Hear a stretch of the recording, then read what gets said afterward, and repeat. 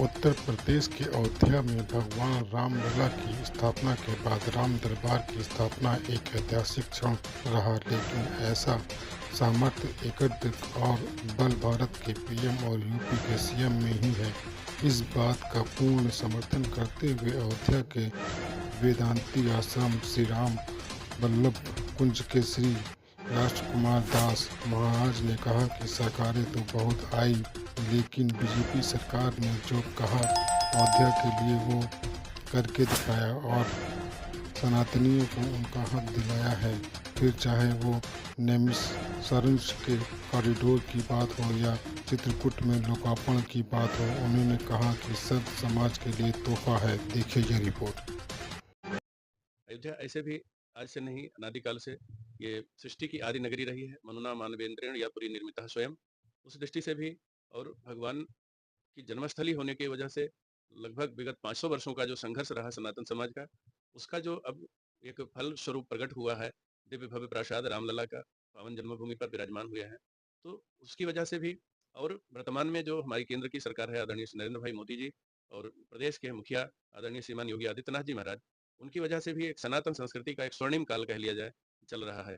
तो अयोध्या स्वाभाविक है, यहाँ के सनातन धर्मियों ने, साधु संतों ने, भक्तों ने, यहाँ के कुछ राजे रजवाड़ों ने लगातार श्री राम जन्मभूमि के लिए संघर्ष किया और उस 500 वर्षों के संघर्ष का फल रहा कि वर्तमान की पीढ़ी जो एक दिव्य भव्य प्रसाद श्री राम जन्मभूमि पर रामलला विराजमान हो उसका दर्शन कर पा रही है। तो निश्चित रूप से चर्चा के केंद्र में तो ऐसे भी भक्ति साधना राजा महाराजा यहाँ के बड़े बड़े जो प्रतापी महाराजा हुए, दिलीप जी हुए, मानधाता जी हुए, हरिश्चंद्र जी हुए, भगवान श्री राम जो पर ब्रह्म स्वयं इस धराधाम पर पधारे, तो चर्चा में रहना स्वाभाविक ही है श्री राम अयोध्या जी का। कुछ जातीय समीकरण भी, राजनीति का विषय ज़्यादा मैं तो नहीं जुड़ा हूँ, लेकिन कुछ जातीय समीकरण भी यहाँ रहा और कुछ ये भी कह लिया जाए कि लगातार प्रत्याशी की वजह से भी जो प्रत्याशी थे वो भी कई बार के विधायक रहे और उन्होंने काफ़ी कुछ समाज में किया भी था, तो जनता ने उन्हें पसंद किया।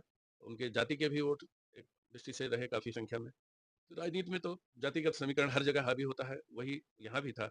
लेकिन अगर अयोध्या एक विधानसभा देखी जाए, तो यहाँ से बीजेपी कहीं न कहीं 5,000 के लगभग वोटों से आगे ही रही है, तो अयोध्या विधानसभा नहीं आ रही।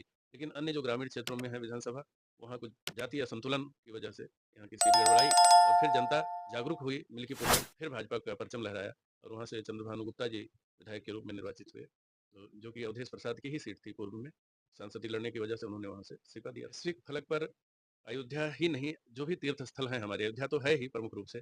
काशी विश्वनाथ कॉरिडोर ले लीजिए, महाकाल का महालोक उज्जैन, नैमिषारण्य, वृंदावन, जो तीर्थों का और सांस्कृतिक एक राष्ट्रवाद का एक जागरण हुआ है और सनातन धर्म के लोगों के लिए ये हमने पहले ही कहा कि स्वर्णिम काल है वर्तमान का। तो निश्चित रूप से अयोध्या से भी लोग जुड़े हुए हैं और पहले की अपेक्षा से कहीं ज़्यादा लोग आए दर्शनार्थी और यहाँ के लोग भी लाभान्वित हो रहे हैं उससे।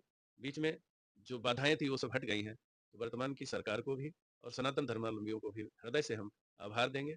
और बाबा की एक पंक्ति है कि सदा रहो पुर आवत जाता। तो भालू बंदरों की जब विदाई हुई थी तो ठाकुर जी ने कहा था अपने सखाओं से, तो इसी तरह लोग अयोध्या और अन्य भी धार्मिक सांस्कृतिक जो केंद्र हैं वहाँ लगातार अपनी गतिविधि बनाए रखें, जिससे कि सनातन की जड़ें मजबूत बनी रहें और हमारा अपना जीवन भी कल्याणकारी मार्ग पर लगा रहे। ये बहुत आवश्यक, वो उनको भी ठाकुर जी सद्बुद्धि दें, क्योंकि भगवान के ही सब लोग अंश हैं और उनके संस्कारों में वो चीज़ नहीं है जो होनी चाहिए सनातन की, इसलिए उनकी बुद्धि में ये चीज़ें आई और इस तरह के नारे लगाए।